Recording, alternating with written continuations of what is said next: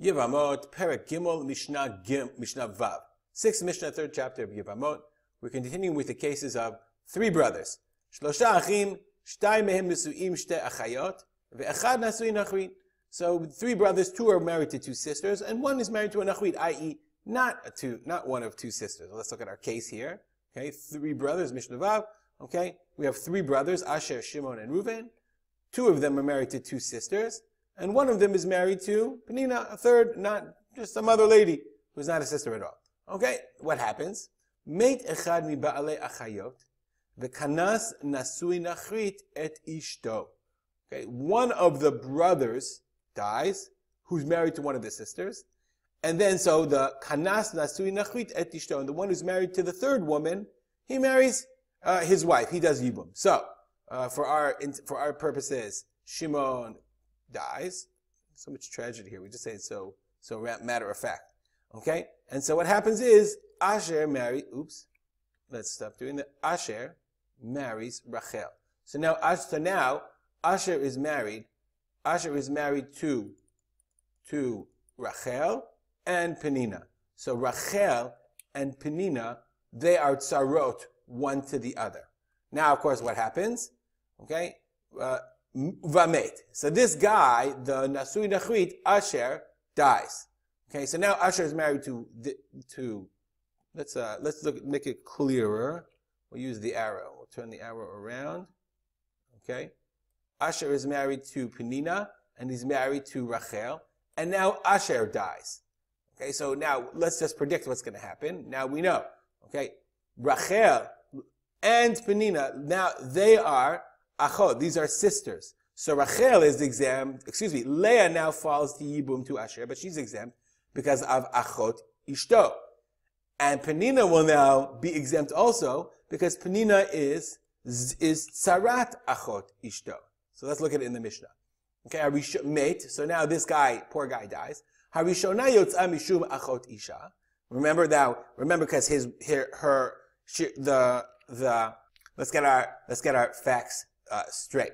Harishona yotza mishum achot isha, ushniya mishum tzarata. Okay, so in our case, Asher just died, and he was married to Rachel, who he did yibum on, and he was married to Penina, who was just married. And now, so therefore, since Asher died, so now Reuven is the only candidate for yibum. But Reuven is the sister of his wife, so the sister of his wife, Rachel, is P'turah.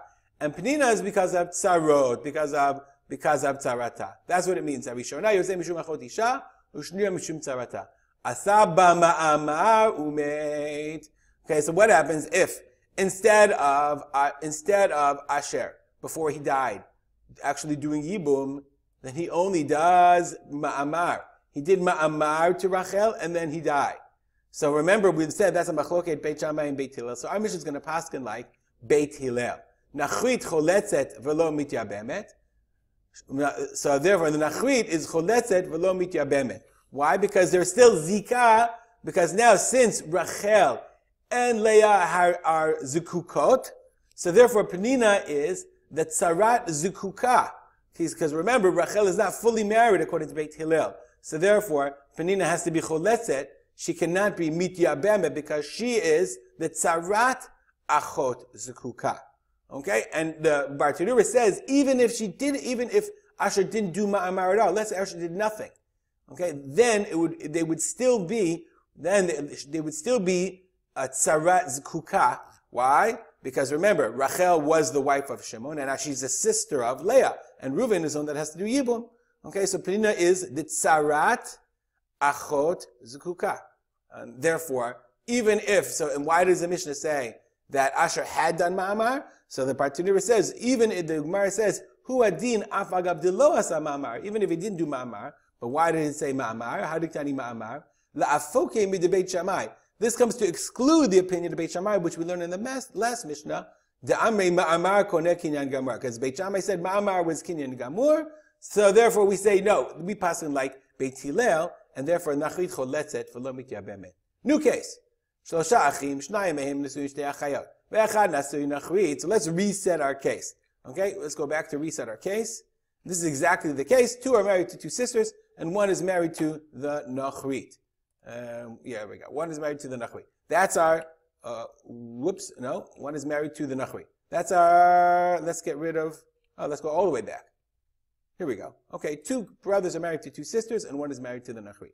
It gets a little bit confusing. Meita nasui Nachrit, v'kanas echad miba'alei achayot et ishto. In this case, Asher dies. He dies first. So the one married to the Nachrit, okay, he dies.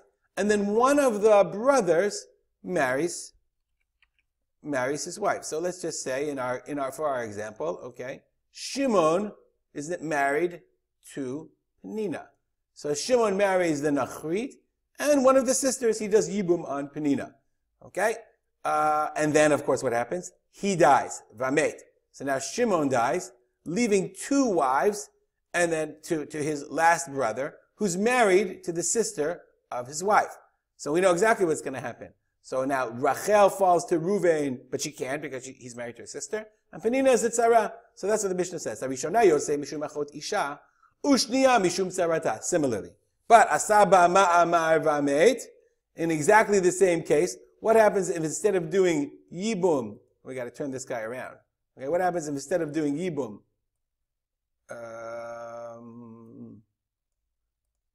the graphics don't want it. Here we go. Okay, what happens if instead of doing yibum, he only does ma'amar after Asher dies? He only did ma'amar to Penina. Nonetheless, remember we said ma'amar is not considered enough to be full marriage. Okay, so therefore, nachrit choletzet v'lo mityabemet. She is a tzarat achota. When Shimon dies, she is the tzara. She is the tzara of the achot, and therefore Reuven cannot marry her because she is considered tzara of Rachel, and therefore she is the tzara of his wife's sister, and therefore she's choletzet v'lo mityabemet. A little bit confusing. All these cases are somewhat confusing. You just have to keep them straight as much as possible. We'll stop here. Dedicate our learning to my father's memory, Rav Simcha ben Yitzchak Kalman. Have a great day.